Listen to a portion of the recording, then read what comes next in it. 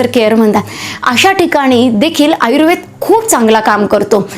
जेव्हा असा आजार होऊन जातो तेव्हा अग्नी, शारीरिक क्षमता, धातूंचं बल, ओझ हे सगळं बिघडत असतं. ह्या प्रत्येक लेवलला आयुर्वेद अतिशय उत्तम दर्जाचं काम करतो. आयुर्वेदिक औषध फक्त सांगोवांगी न घेता तुमची नाडी आजार तपासून वैद्याकडनं घेतले तर त्याची मी तुम्हाला खात्रीने सांगू शकते की फायदा होईल. तुम्ही हर्बल नावाखाली कुठलंही औषध घेतलं, कुठलंही भस्म घेतलं, त्याच्या शुद्धतेची खात्री आयुर्वेदिक वैद्य कसा देईल? प्रत्येक औषधाचे, प्रत्येक वनस्पतीचे स्वतःचे खूप सूक्ष्म गुणधर्म असतात.